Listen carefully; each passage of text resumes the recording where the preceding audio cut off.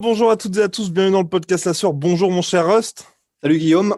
Alors aujourd'hui, big news. Big news, c'est le ONE FC qui vient de signer Gordon Ryan, prodige du grappling, multiple champion Goat en nogi. GOAT en nogi, autoproclamé GOAT en nogi, mon cher Ouais, Rust. mais quand même, il a des sacrés arguments en vrai. Je vous laisse débattre de cela. J'ai pas envie de me lancer dans une nouvelle guerre, mon cher Rust. Et donc, je crois 4 fois vainqueur de Lady Bravo De la DCC. International. Exactement. Oui, de 3 Lady fois Bravo. DCC, Oui. Lady Bravo, et 4 fois, je crois, champion en nogi. IBJJF. Exactement, de Jiu-Jitsu brésilien en nogi. Donc, bref, un sacré monsieur qui a aussi à son palmarès un deux baffes. Non, Monstrueuse. elles sont monstrueuses. Hein. Elles sont d'ailleurs monstrueuses. Mais bref. Passons. Donc, il signe au ONE FC qui a déjà donc l'un de ses partenaires d'entraînement. Et quel partenaire d'entraînement? Donc Gary Tonon qui a 6-0 en carrière. C'est même Gary Tonon qui lui a donné sa ceinture noire. Exactement, pour qui les jambes lui-même est sous John Danaher, qui est un peu voilà. le bookmaster de tout ça. Le bookmaster, et en plus, c'est Gordon Ryan qui lui a donné sa ceinture noire, mais sous la supervision de John Danaher, bien sûr. Donc, Bien ça veut dire qu'il évidemment. est certifié par John Danaher, Renzo Grassi et toute la team, quoi. Exactement. Et donc voilà, on va lancer le générique. Allez, c'est parti, Michael Jackson. Soit.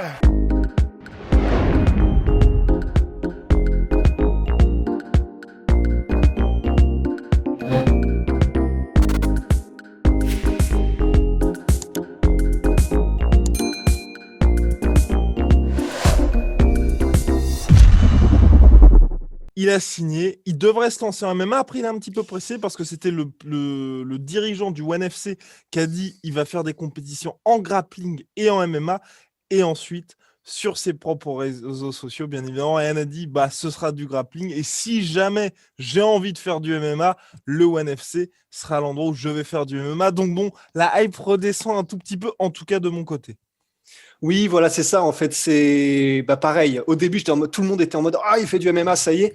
Voilà. En fait, c'est vrai que faut voir un petit peu ce que dira Gordon Ryan lui-même. Et effectivement, si on s'en tient à ce qu'il dit, sachant que lui-même, en gros, c'est un adepte un petit peu de créer de la hype, trash talk, etc. Donc, on ne peut qu'à moitié se fier à ce qu'il dit lui-même, parce qu'il peut dire des choses pour hyper, il peut dire des choses. On ne peut pas se fier à ce que lui-même va proclamer sur les réseaux sociaux, mais il semblerait effectivement que ce soit d'abord pour du grappling et ensuite pour du MMA, sachant que ce qui est bien, c'est que le ONE FC, entre guillemets, oui, c'est une organisation qui est extrêmement connue et reconnue dans le monde du MMA, mais pour autant, c'est pas comme l'UFC dans le sens, si tu commençais par l'UFC, tu serais sûr de te retrouver avec des tueurs à gages. Là, ce qui est bien, comme Gary Tonon, c'est que tu peux commencer par le ONE FC et ils vont te mettre des gars qui, clairement, ne sont pas au niveau mondial. Enfin, vraiment, limite, c'est la scène régionale et ils te donnent un petit peu des petits casse-croûtes à te mettre sous la dent pour te faire de l'expérience, même si c'est sous la bannière ONE FC qui est elle-même très grosse. Donc, Des petits casse-croûtes. Et, et là, la ouais. question, mon cher Ross, c'est dans quelle catégorie, si jamais il venait à se lancer en MMA, Ryan va être en compétition? Parce que c'est toute la question qui se pose. Là, actuellement, je crois qu'il est aux alentours des 100 kilos, même s'il varie assez souvent dans l'année, parce que je crois qu'il a eu aussi des problèmes de santé. Et là, apparemment, selon toute vraisemblance, enfin, tout est résolu. Mais voilà, on se pose aussi la question de savoir dans quelle catégorie est-ce qu'il va être en compétition, parce que mine de rien, s'il venait à se lancer vraiment en MMA, et c'est pour ça, moi, j'ai quand même pas mal d'intérêt à ce qu'il se lance vraiment en MMA, parce que bon, on va dire en grappling, il a quasiment tout fait. Et Oui. même s'il reste... Ah oui, et ça c'est le point le plus important, et Rose va vous en parler, c'est qu'il n'a que 25 ans. Donc on n'est pas dans une situation où c'est quelqu'un qui est clairement, enfin, je ne vais pas dire sur le déclin, mais qui cherche un petit peu à renouveler sa carrière. Là, 25 ans, si vous voulez, il se lance maintenant. Il y avait quelqu'un qui a fait une comparaison. J'ai trouvé ça aussi très intéressant avec Clarissa Shields, donc la fameuse boxeuse qui se lance maintenant en MMA. C'est qu'à 25 ans, vous avez de quoi faire pour une carrière en MMA. Il n'y a pas du tout ce côté rincé déjà physiquement. Même si lui, c'est vrai qu'il a eu son lot de blessures. Mais c'est en fait, et je crois que c'est là où presque c'est le plus intéressant parce que du point de vue des motivations de Gordon Ryan, en fait.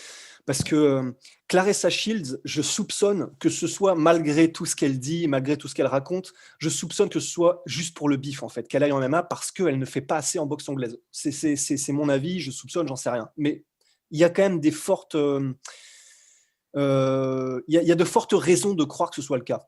Pour Gordon Ryan, là où c'est vraiment intéressant, c'est que bon, il a tout gagné grosso modo en grappling nogi. C'est un des meilleurs de tous les temps, ça c'est sûr et certain. Le meilleur, à mon sens, c'est probablement le meilleur, mais c'est discutable, pourquoi pas.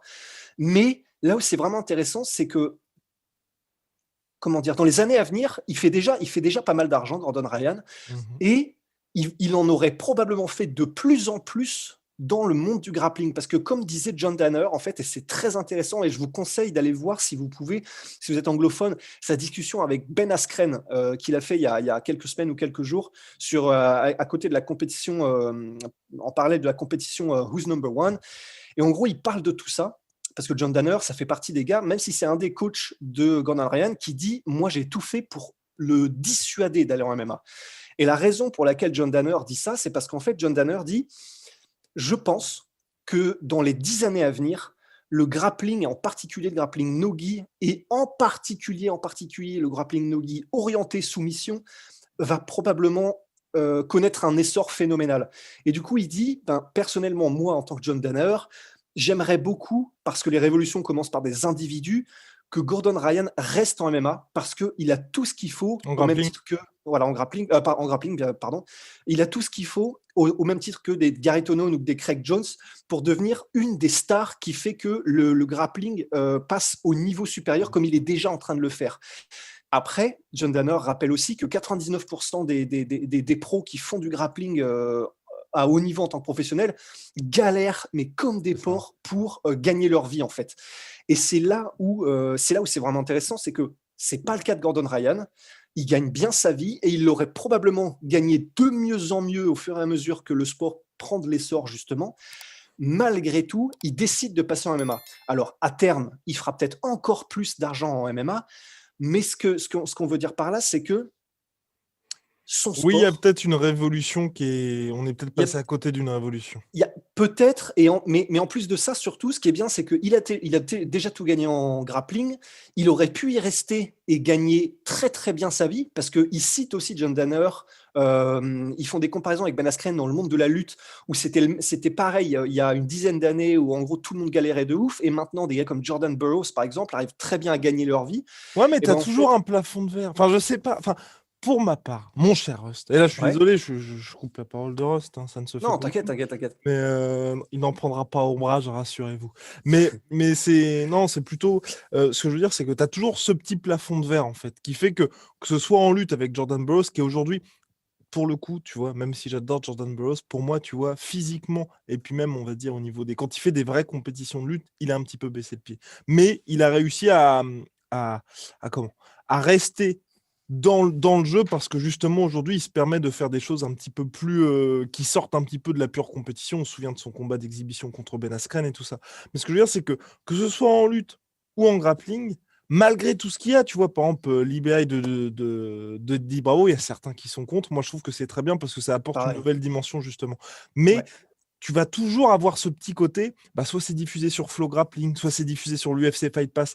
Enfin, un truc qui fait que, OK, il y a beaucoup plus de personnes qui peuvent avoir accès à ce que tu fais, mais par rapport au MMA, par rapport à la boxe anglaise, c'est ça sûr. reste moindre. Et pour un mec comme Gordon Ryan, qui, à mon sens, tu vois, peut vraiment faire exploser le sport, ou quelqu'un comme Clarissa Shields, par exemple, qui, en tant que femme, tu vois, en boxe anglaise, elle est vraiment en train de faire des trucs qui sont ouf, dans le sens où vous avez jamais vu Sport Center ou ESPN qui va faire des posts sur quelqu'un en boxe anglaise à part sur Clarissa Shields.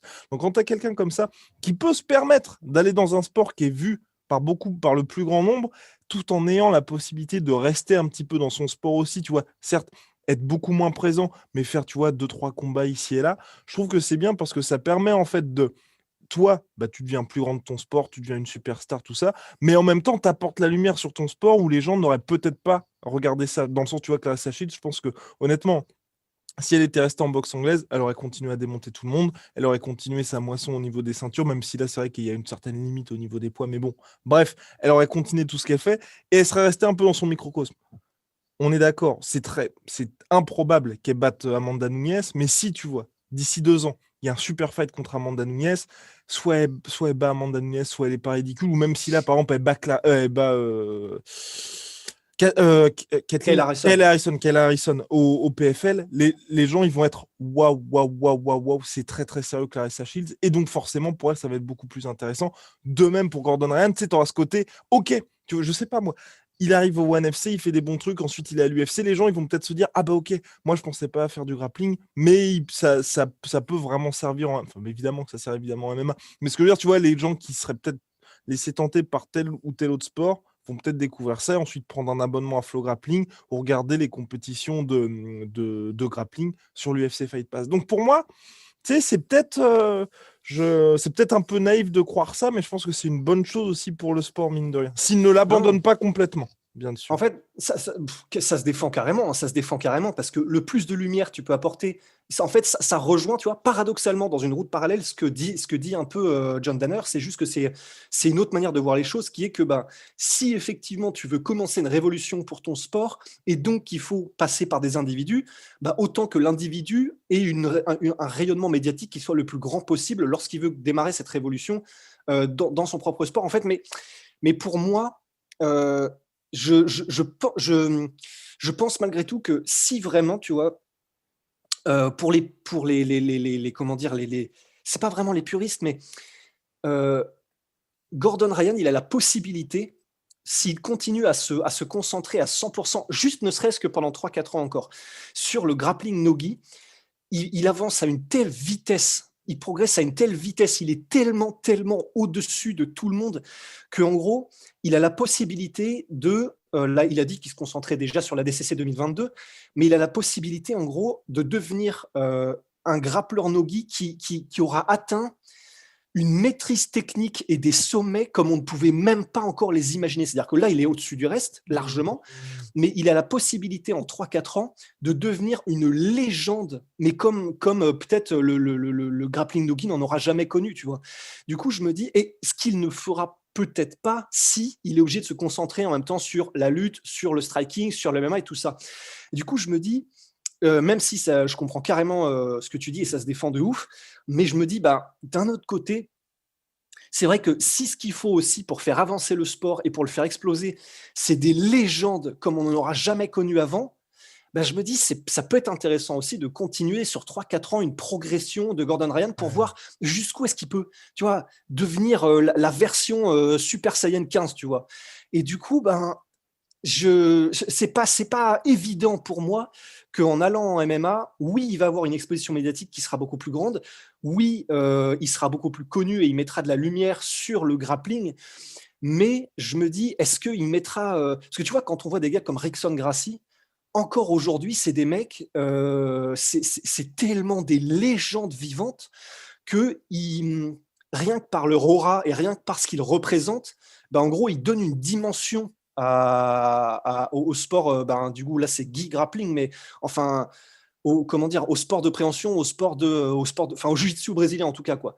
Du coup, je me dis, ben, il a la possibilité, Gordon Ryan, de devenir quelqu'un de tellement immense et qui aura tu vois, là, le Danaher Death Squad, ils sont en train de prendre tellement d'avance, par exemple, au niveau des clés de jambes, des leg locks, qu'en gros, on est en train de se dire, ah ouais, les mecs révolutionnent le sport.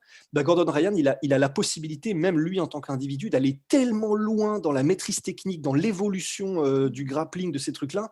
En plus, sous, du coup, la tuition, je ne sais pas comment on dit, le fait que John Danaher soit son tuteur, que je me dis, c'est perso, j'aime bien, tu vois, que ce soit en boxe taille, que ce soit en lutte, que ce soit. J'aime bien juste voir jusqu'où est-ce qu'un mec qui se donne à 100% peut aller dans son sport, se perfectionner au maximum, juste parce que c'est ce qui fait des légendes après, tu vois. Je sais pas. Mais je sais pas, Je je sais sais pas. pas. Pour moi, en fait, le truc, c'est que c'est tellement limité, en fait, et il l'a déjà fait. En fait, tu vois, il a déjà tout fait. Aujourd'hui, tu as les super fights. En fait, il a déjà tout fait sportivement.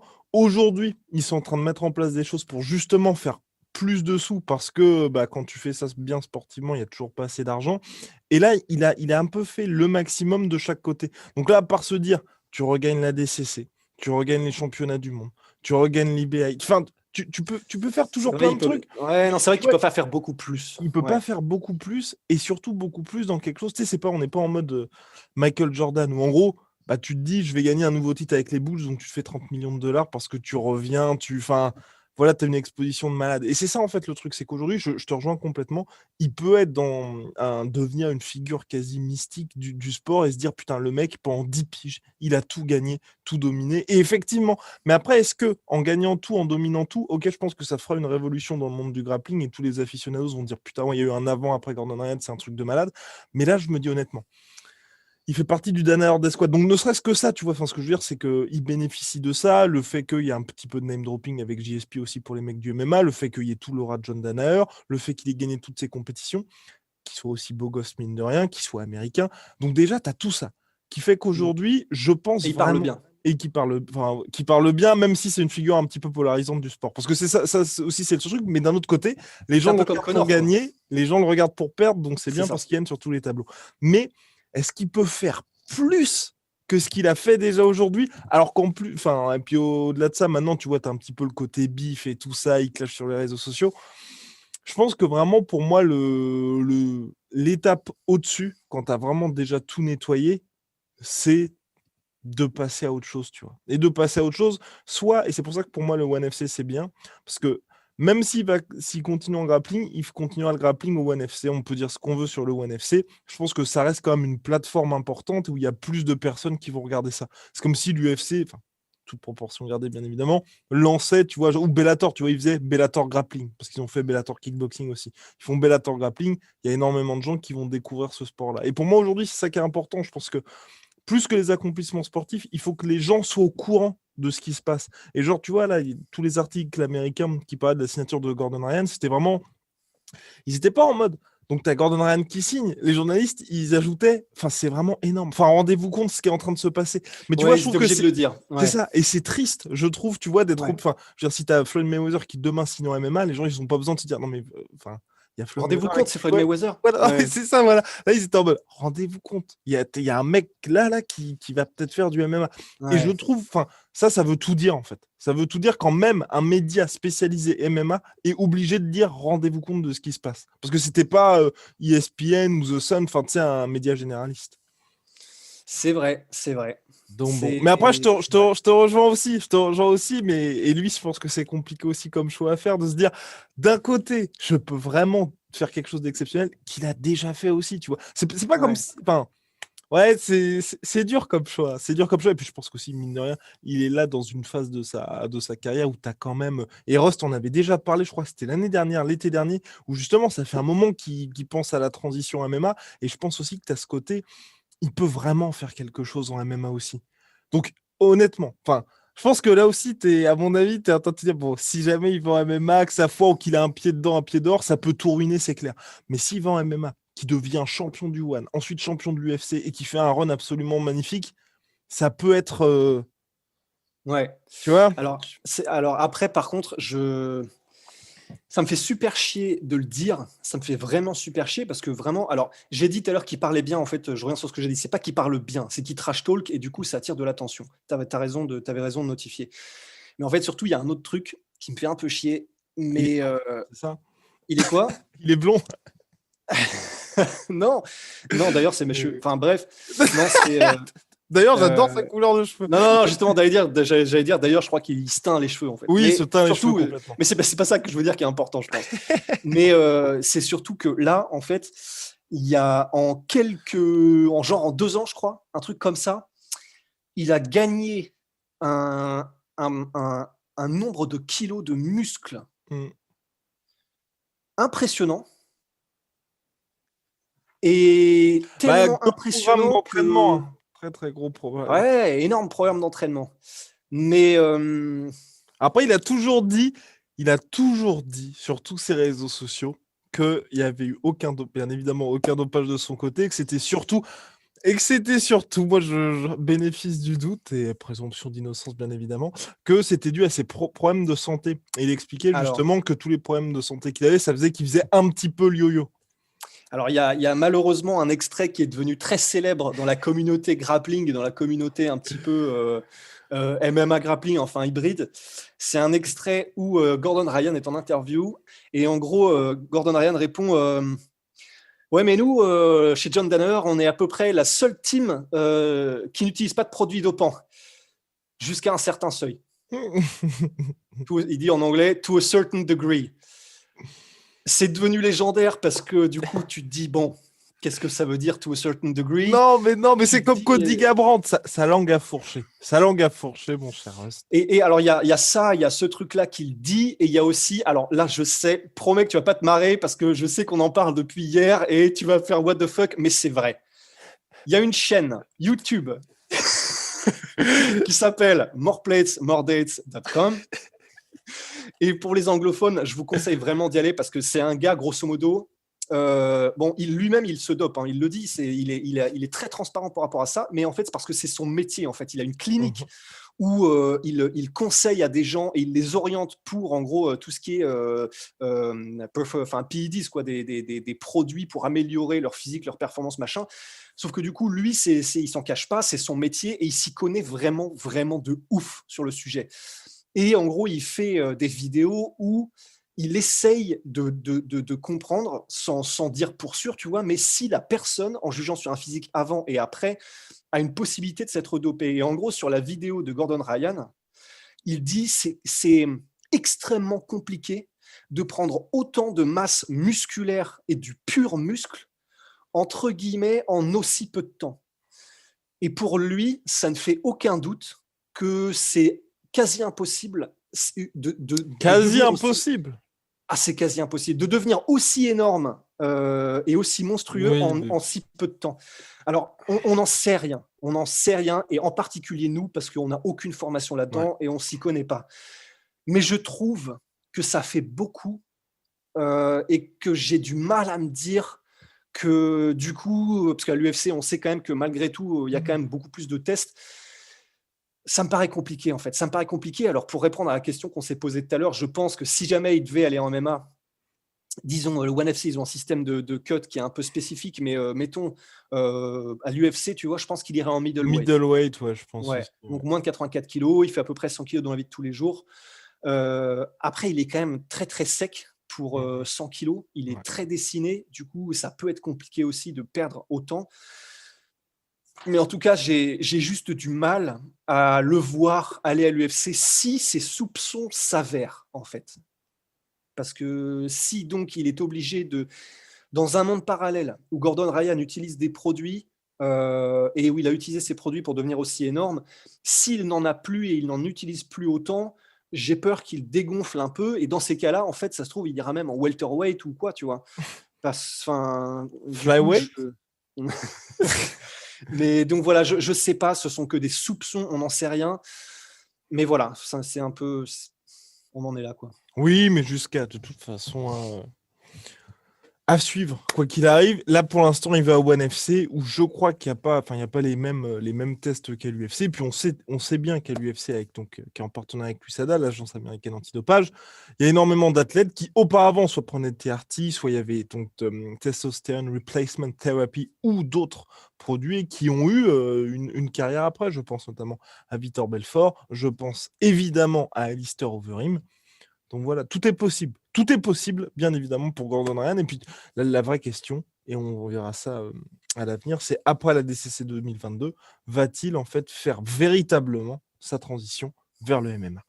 Voilà, mon cher Ross, je pense que c'est tout pour nous aujourd'hui. Grave. À très vite pour de nouvelles aventures. Big shout out à my sweet protein. Moins 38% sur tout my... Wow! Il a reçu les élastiques! Moins 38% sur tout my protein avec le code la sueur. Moins 10% sur tout Venom avec le code la sueur. À la prochaine.